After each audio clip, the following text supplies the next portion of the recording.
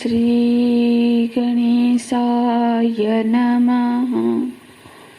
ओम श्री सरस्वतीय नमः।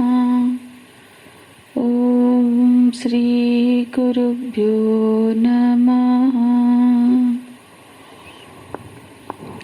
श्लोक नंबर 29।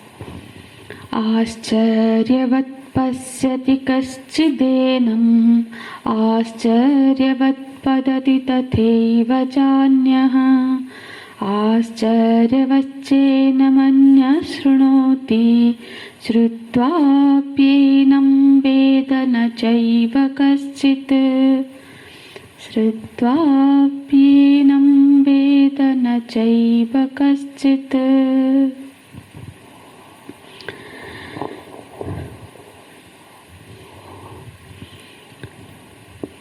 भगवान के द्वारा की हुई परमार्थिक ज्ञान को सुनकर मानो अर्जुन जी कह रहे हैं, भगवान पर मैं इस आत्म तत्व को नहीं समझ पा रहा हूँ। तो फिर भगवान बोलते हैं, अर्जुन इसमें कोई आश्चर्य की बात नहीं है, क्योंकि वो आत्म तत्व है ही इतना दुर्गम है कि उसको हर किसी के लिए जानना कठिन है। माने ये जो आत्म तत्व है इसका साक्षात्कार बड़ी कठिनाई से होती है। इसीलिए भगवान भाष्यकार यहाँ पे बोलते हैं कि ये आत्मा दुर्विज्ञम कैसे है, कथम दुर्विज्ञम अयम आत्मा इति आह। तो भगवान आगे के श्लोक में इस आत्मा की दुर्विज्ञता का प्रतिपादन कर रहे हैं। क्या कह रहे हैं? आश्चर्यवत् पश्यति कश्चिदेनम्। क्योंकि ये इस आत्म तत्व को यदि कोई देखता है तो ये अपने आप में ही एक आश्चर्य की घटना है। किसी ने देख लिया माने साक्षात्कार कर लिया तो ये कोई सामान्य सी चीज नहीं है कि हमने सामने जो एक चीज है, सामने कोई एक महल है, कुछ है जिसको हमने देख लिया, हमने देखा हो तो बाकी सब भी वही देख रहे हैं। पर ये एक ऐसी वस्तु है जिसको कोई कोई बिरला ही देख पाते, मतलब सभी के सामने है, सभी नहीं देख पाते हैं। तो इसीलिए इसका साक्षात्कार होना एक आश्चर्य की बात है। क्योंकि ये संसार में कोई कोई है जिसको ऐसा साक्षात्कार श्रवण के अनंतर ऐसा साक्षात्कार जो प्राप्त हो जाता है, ये आश्चर्य है। ये घटना ही आश्चर्य की है कि क्योंकि ब्रह्म के बारे में कहा जाता है कि बिनु पत चलई सुनई बिनु काना, बिना आँख के देखता है, बिना पैर के चलता है, बिना कान के सुनता है। और संत लोग तो ऐसा कहते हैं, इसको पलट के भी कह सकते हैं कि वो ब्रह्म भी बिना आँख के दिखता है, बिना कान के सुनाई देता है। माने ना वो किसी के मतलब वो आँख से, कान से, नाक से, मतलब सिर्फ ना कि वो क्रियाएं करता है बिना कान आँख के, बल्कि वो उसकी उपलब्धि भी इंद्रियों के बिना, मन के बिना ही हो सकती है। तो यही आश्चर्य है। आश्चर्य की बात ही है कि ये देखे, कि ये सोचे कि उसको देखते कैसे हैं। आश्चर्यवत् पश्यति कश्चिदेनम्। जहाँ दृष्टा, दर्शन, दृश्य की त्रिपुटी ही नहीं रहती, वहाँ होता है, वहाँ होता है उसका दर्शन। आश्चर्य है, चमत्कार कि दृष्टा अलग नहीं, दृश्य अलग नहीं, दर्शन अलग नहीं, फिर भी आश्चर्य है कि दर्शन हो रहा है। मतलब कोई अलग नहीं है, कोई अन्य नहीं है और उसका दर्शन हो रहा है। आश्चर्यवत् वदति तथैव चान्यः। जहाँ कभी वाणी का पहुँच ही नहीं है, वहाँ उसका वर्णन किया जाता है। श्रुति में कहा गया कि न तत्र वाग गच्छति न चक्षु। तो और ये भी आश्चर्य है कि जहाँ वाणी की गति नहीं है, जिसके विषय में कुछ बोला नहीं जा सकता है, उसके विषय में उपदेश किया जाता है, वर्णन किया जाता है।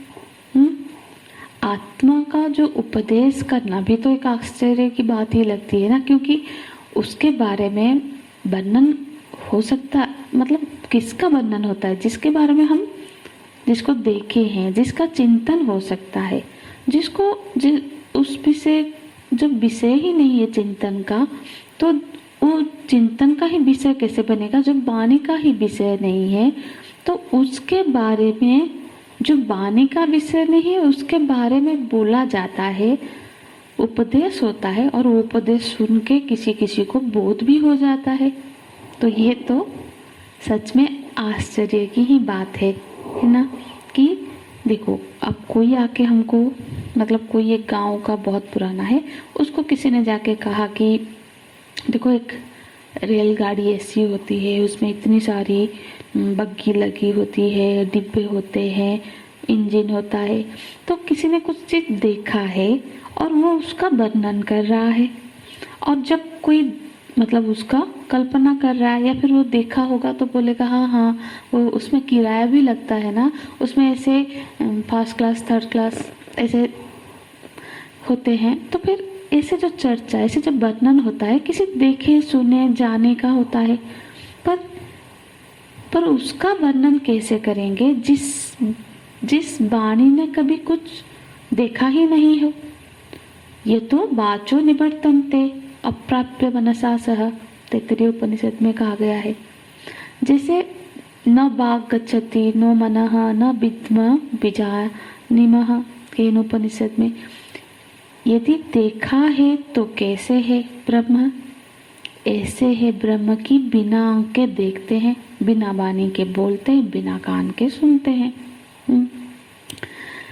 मतलब जैसे ब्रह्म बिना आंख के देखता है, बिना कान के सुनता है, वैसे ही बिना आंख के ब्रह्म को देखा जाता है, बिना कान के सुना जाता है। मतलब यही है कि यहाँ इंद्रियों का निषेध करके, मतलब यहाँ बुद्धि का निषेध करके, न विद्मो न बीजानिमः, केवल नेति नेति से आत्मा का साक्षात्कार हो जाता है। तो साक्षात्कार होना भी एक आश्चर्य की बात है। उस पर उपदेश करना भी आश्चर्य की बात में, और तो और सुनने वाला भी आश्चर्य है। आश्चर्यवच् अन्यः शृणोति, सुनने वाला भी आश्चर्य, क्योंकि उसको पूछा जाए कि अरे इतने साल से तुम तो वेदांत के बारे में, मतलब ब्रह्म के बारे में सुन रहे हो, क्या सुन रहे हो? तो बोलेगा कि मैं उसके बारे में सुन रही हूँ जिसके बारे में सुना नहीं जा सकता। इसलिए भगवान बोल रहे हैं कि आश्चर्य है कि उसके बारे में सुना जाता है जो श्रवण इंद्रिय का जहाँ गति नहीं है। और तो और श्रुत्वाप्येनं वेद न चैव कश्चित्, श्रुत्वा अपीयेनं, व्यक्ति बार बार सुनकर भी बोलता है कि ना वेद, मैं तो जान नहीं पा रहा हूँ। मतलब श्रवण की क्रिया हो रही है, बार बार श्रवण हो रहा है, सालों से श्रवण हो रहा है, फिर भी सुनने वाला बोलता है ना वेद। ये तो सबसे बड़ी आश्चर्य है कि भगवान बोल रहे हैं कि बार बार सुनकर भी उसको नहीं जान पाते। आश्चर्य की बात यह है कि वो जो सुनाने वाले जो सुन रहे हैं वो अपने स्वयं के बारे में सुन रहे हैं और उसका बोध नहीं कर पा रहे। ये आत्म तत्व ऐसा नहीं है कि कोई दूर है, दूर दूरांत में है, कोई अन्य वस्तु है तो उसका बोध नहीं हो पा रहा है, समझ में नहीं आ पा रहा है। सबसे बड़ी आश्चर्य तो ये है कि जिस विषय में बताया जा रहा है वो विषय वो अपने स्वरूप के बारे में बताया जाए। श्रुत्वा अपि एनं न चैव कश्चित्, वो अपने बारे में ही बार बार सुनने के बावजूद भी उसका हमको फिर बोलते हैं कि न वेद, उसका बोध नहीं हो पा रहा है। सुन सुनकर भी क्या हुआ? श्रुत्वापि यथा कश्चित् घटं श्रुत्वा, मतलब घट की तरह, जैसे कि कोई घड़े का बात सुनकर घड़े को जान लेता है, स्वर्ग की बात सुनकर स्वर्ग को जान लेता है, वैसे ही ब्रह्म की बात सुनकर घड़े मतलब वस्त्र स्वर्ग की तरह प्रत्यक्ष परोक्ष रूप में उसको नहीं जान पाते हैं। तो फिर वो कैसे जाना जाता है? वो आत्मवत, वो आत्मा है। ज्ञान, आत्मा का ज्ञान नामतः रूपतः नहीं होता है, तत्वतः ज्ञान होता है।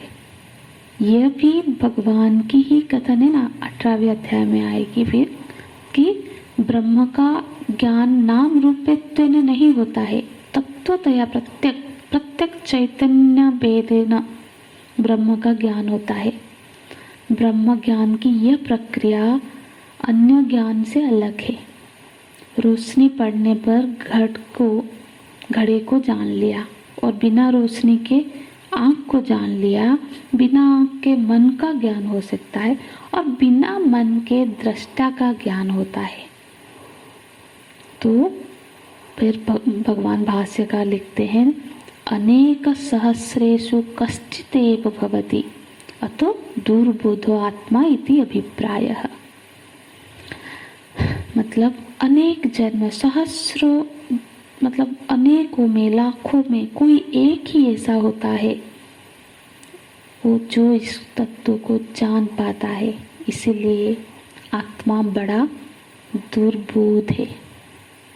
अति दुर्बोधः आत्मा इति।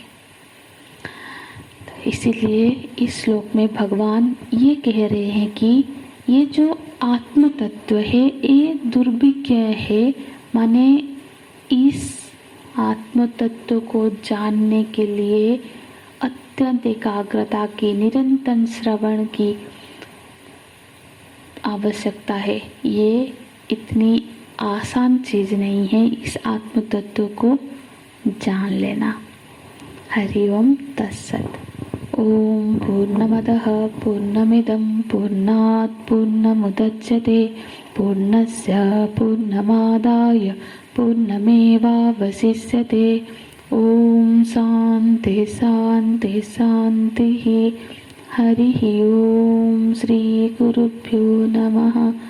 हरिः ओम।